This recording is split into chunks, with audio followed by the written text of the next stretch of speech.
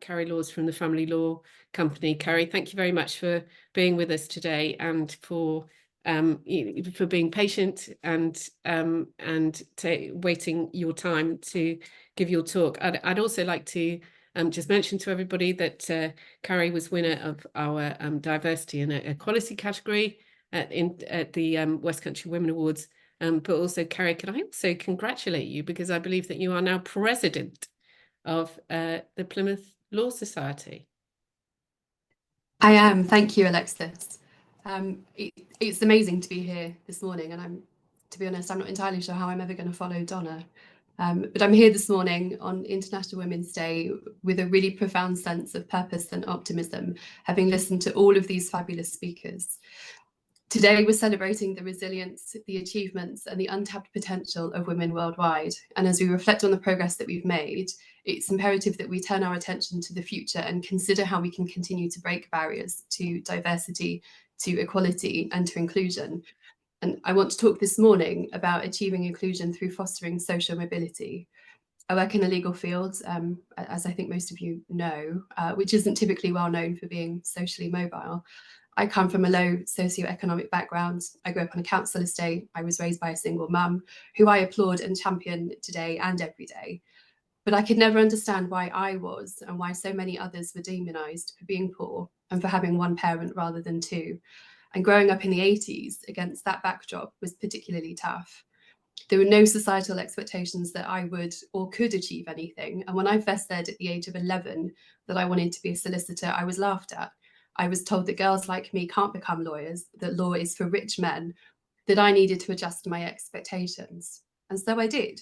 I did adjust my expectations, but I adjusted up and never down. And I'm here this morning as an award-winning solicitor, a director of a multi-award-winning firm, and president of Plymouth Law Society. I don't want any other young girl to be told that they can't achieve because of their socioeconomic background. And so I really want to shine a light on diversity and inclusion through that lens. And it's a key factor in my presidential year this year. Social mobility at its core is about providing equal chances for success, regardless of one's background or circumstances. And it's not only a vital aspect of the journey to inclusion, but a really powerful catalyst for change. International Women's Day is a time to celebrate the accomplishments of women who've paved the way for progress.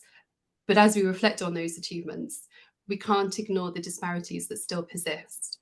While strides have been made, many women continue to face barriers that impede their progress, particularly when it comes to the issue of social mobility, which I think we can probably all accept here is the cornerstone of an inclusive society, where individuals have equal opportunities to rise above circumstances and fulfill their potential. And I think one of the key avenues through which we can promote social mobility is through education. Education empowers women to break free from the chains of socioeconomic limitations. It's a great equalizer. It provides access to knowledge, skills, and opportunities that transcend societal norms. But we have to acknowledge that not all women have equal access to quality education. And so we have to strive to create environments where every girl, regardless of her background, has the chance to pursue education and shape her own destiny. Feeding into that, I think it's crucial for governments, for businesses, and for communities to work together to create policies and initiatives that promote social mobility and inclusion. And that has to involve reevaluating and restructuring systems that perpetuate inequality. It has to include advocating for women's rights and actively working towards creating an environment where every woman has the opportunity to rise to her fullest potential.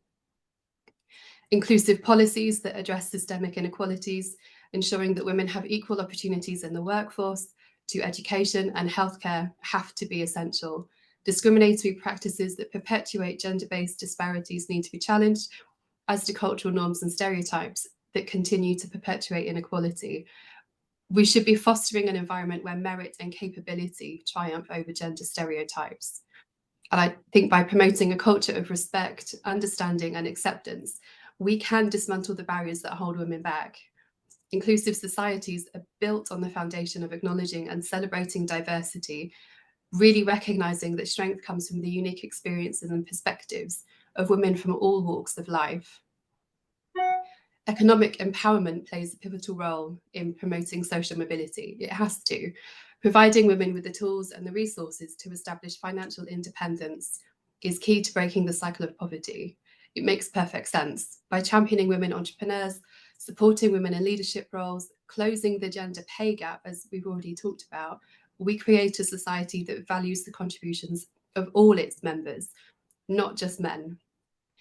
It's also imperative that we address the intersectionality of women's experiences.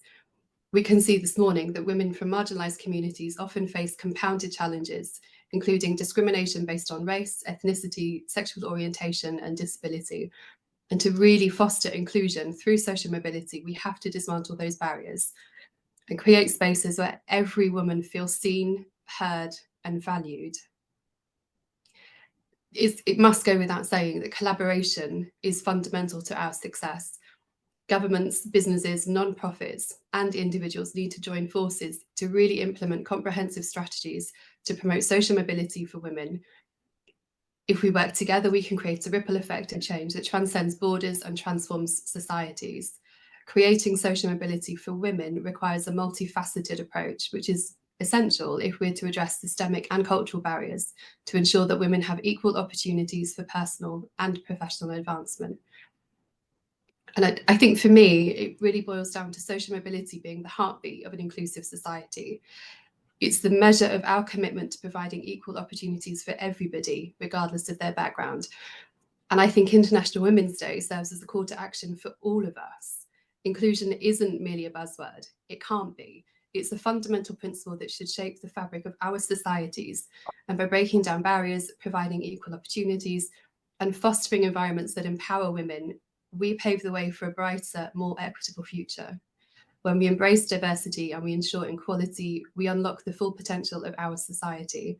And I think today should be about celebrating the achievements of women and rededicating ourselves to the ongoing journey towards a world where every woman, regardless of her background, really can soar to new heights. It's not enough to acknowledge the issues. We have to actively work towards solutions. And I think that each one of us here has a role to play in breaking barriers, in fostering inclusivity and empowering women to reach new heights. So thank you for having me here this morning. I mean, it feels a bit trite to say it's a privilege, but it really is. It has been an absolutely wonderful morning. And I can't thank you enough for that, Carrie. I was wondering actually, because I love your speech and I'm trying to digest bits of it. And the bits that I'm catching up with myself. So I don't know if you could share that with us, and then maybe we could share that with everybody else, or maybe we could put it on our website. But one of the things that, one of the many, many things that jumped out for me with this is your phrase that collaboration is the key to our success. And I wonder if that's one of the things that's sort of rising in me that I reflect on the last hour and a half. And I realise and recognise that we are indeed stronger together. And maybe, what we're doing with the West Country Women Awards is a way of actually bringing people together in a non-partisan way, so that we have that platform to be able to connect and communicate and campaign and collaborate together in a multifaceted way that is agendarless, but simultaneously with a massive agenda, if that makes sense. So we will continue to try to bring people together and to give you platforms to be able to talk about what you're doing, so that we can collectively support each other to make things better permanently and irreversibly. Yes, permanently, make things permanently and irreversibly better for women, and therefore for everybody.